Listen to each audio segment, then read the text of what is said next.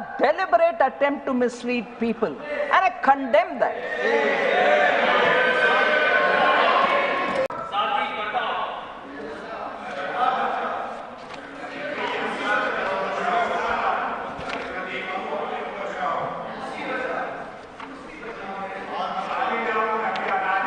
So I'll just highlight this point, sir,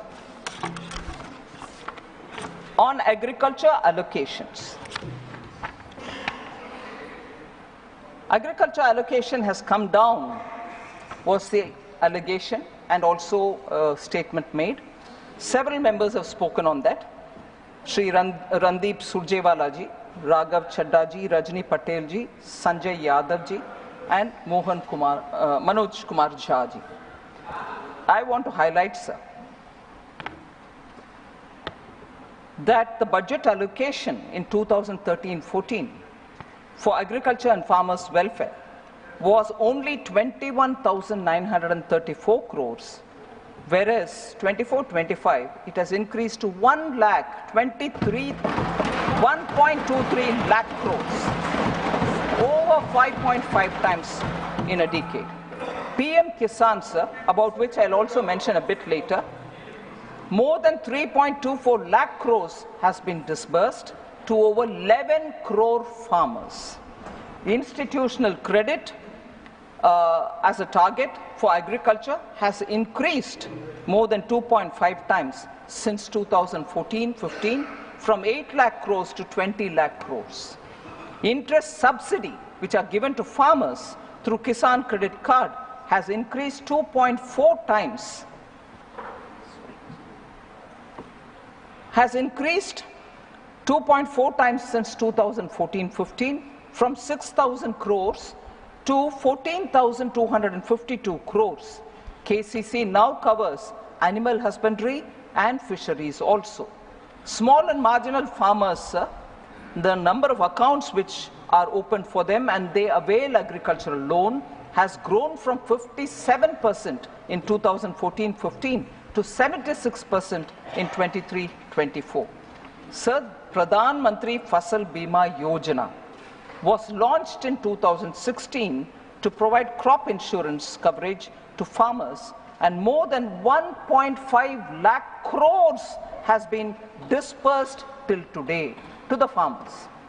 Agri-Infra Fund, sir, was launched under Atmanirbhar Bharat package to address existing infrastructure gaps and mobilize investments. More than 35,200 crores have been sanctioned for 48,000 projects under the Agri-Infra Fund. So the money collected, although as a cess, much against the allegation which is levied on us, saying cess money you retain. No, it is getting spent for, here in this case, for agriculture infrastructure creation. More than 23 crore soil health cards have been distributed to farmers, which provides farmers with the nutrient status of their soil and its composition. 1.8 crore farmers and 2.53 lakh traders have been registered on the eNAM portal, which is a national agriculture marketing place. In the last 10 years, more than 11 lakh crore have been spent to provide fertilizers to farmers at affordable prices. Government has also formulated agricultural export policy in 2018 in the country for the first time. This has led to agricultural exports reaching up to 4 lakh crores of rupees. A separate Department of Fisheries has been set up in 2019 and assisting farmers with schemes worth more than 38,000 crores, which have been implemented in the fisheries sector, due to which fish production has increased from 95 lakh metric tons to 175 lakh metric tons, almost double in the last 10 years. Sir, this is where this insurance-related point which I said earlier, I have to repeat. In its 2004 election manifesto, the Congress party promised to implement a comprehensive crop insurance scheme. However, it was not till the NDA which came to power under Prime Minister Modi, Fasal Bima Yojana was implemented. They could have done it during their time, but no, it waited for a manifesto. But that was 2004 manifesto, and they had 10 years after that. They did not do anything on that. The Congress said it would examine the feasibility of direct income support to farmers. However, it was not till 2019 when Prime Minister Modi gave PM Kisan Samman Nidhi. They state things in their manifesto, it lies in the manifesto. No, they don't implement when they come to power. The failure of their flagship scheme, which is the loan waiver scheme of 2008, has been, I've mentioned this several times, I'm not taking the time of the August House, but the loan waiver scheme was not even fully implemented. In fact, many of the farmers were not given certificate that they've cleared their dues and everything, so that after that they can go and procure the loan from the banks, because without the certificates, bank wouldn't give. 38% farmers hadn't been given the certificate, and they are sitting, loan waiver gaya, loan nahi mila abhi. That is the halat, that is the careless and laid-back fashion with which a sensitive subject like loan waiver had been handled by Congress party. So on health and education, Honorable Member Sanjeev Arora, Sujit Kumar, and also Sagarika Ghosh had raised question.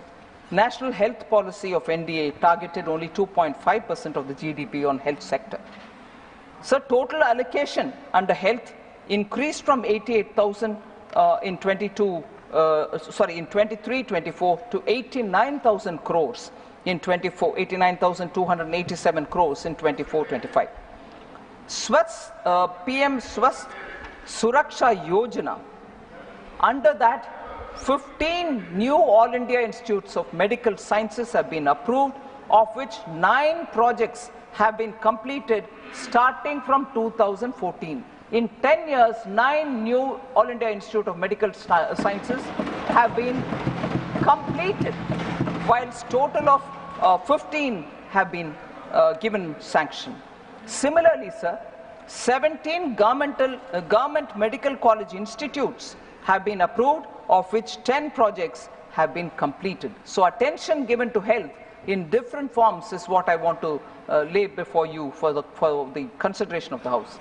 Sir, PM Jan Arogya Yojana, 34.28 crore Ayushman Bharat cards were issued, 94,225 crores have been authorized for hospital admissions. So the out-of-pocket expense of patients are all being brought down because of the various measures which have been taken out. Under Mission Indradhanush, cumulative total number of children vaccinated is 5.42 crores. Cumulative total number of pregnant women vaccinated is 1.31 crores.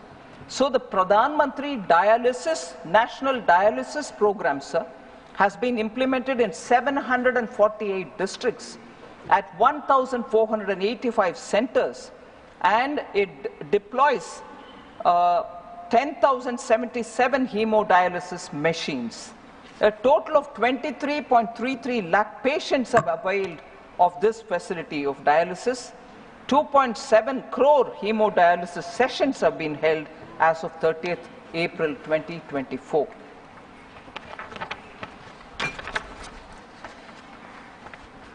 10,000 PM Jan Aushadhi Kendras have been opened, and they provide 30 to 80% cheaper medicines, and medical equipments are also being made available, sir.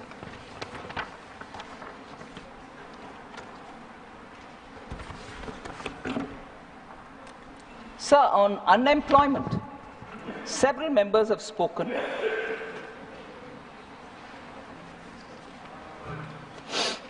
Randeep Surjewala ji, Raghav Chadda, Sanjay Yadav ji, P. Chidambaram ji, Jawahar Sirkar ji, Surjit Kumar, and also Sagarika Ghosh ji. Sir, first of all, I'd like to present before you that our policy is to make youth competent, saksham. For that, we also have brought in this time a package of 5 schemes providing employment in 3 and one for skilling and one for internship. This package, we hope, together with also 48 crore mudra loans worth 25 lakh crore which have been dispersed, where now we want to increase the 10 lakh limit to 20 lakh. All these put together, we expect there will be a big difference in terms of skilling and internship and for job creation. But the UPA era jobless growth is something which we cannot forget. It hurt India's youth the most because RBI's CLEMS data showed that the total employment declined from 47.2 crores in 2012-13 to 47 crore in 2013-14. And the only period of decline, that remains to be the only period of decline recorded since 1981-82. So when it is declined there, to recover from that, even during the period, not much was done. Formal employment also was badly hit during UPA, especially in the formal manufacturing sector. The annual survey of industries, which is issued by the Ministry of Statistics and Program Implementation, showed a sharper percentage decline than ever seen during the worst of COVID pandemic. So even during COVID pandemic, that is not the kind of decline we saw as was seen during UPA's time. So, on the employment, our facts which are given by the PLFS, Periodic Labour Force Survey, shows that the labour market indicators for persons of age 15 years and above have steadily improved from 17-18 to 22-23. Labour force participation has also increased from 49.8% in 17-18 to 57.9% in 22-23. Women's labour force participation has risen to 37% in 22-23 from 23.3% in 17-18.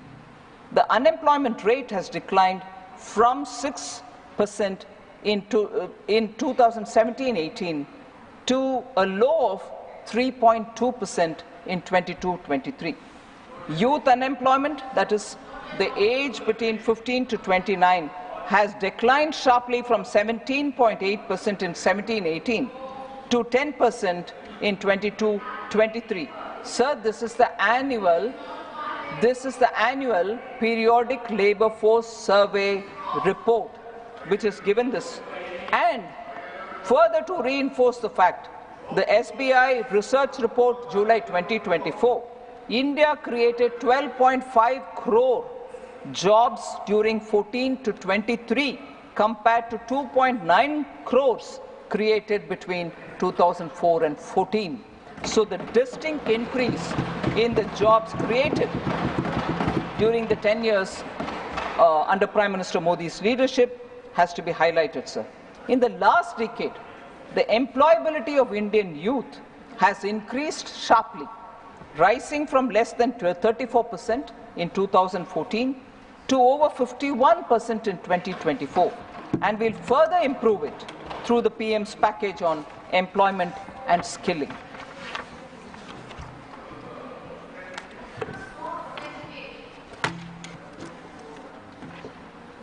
So inflation. There's been a lot of discussion on that, sir. I'd like to give the data and also differentiate between the inflation which was present during UPA and our approach towards dealing with inflation now, so that we can see how inflation has been handled both under the UPA and the NDA. So we saw double-digit high inflation period under the UPA because of the policies which were reckless and inappropriate policies were taken on one hand, and inept measures to control inflation on the other. Domestic inflation. So this is a very important statement, sir. Domestic inflation used to be higher than the global average. That is very significant to be noticed. Post the global financial crisis of 2008, UPA government took stimulus measures to boost the economy.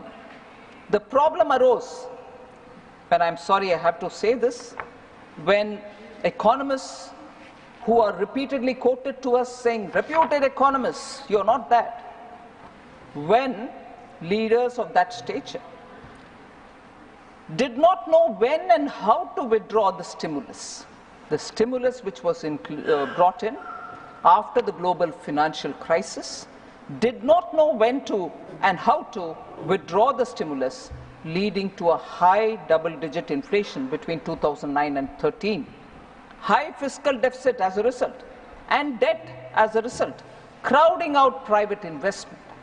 Sir, between January 2012 and April 2014, retail inflation was more than 9% in 22 out of the 28 months. So let's understand the gravity of this inflation, which we have noticed during that time. No supply side measures were effectively taken in those days, and as a result, relief, even partial relief, was not available for the consumers. UP inherited a very stable macroeconomic environment.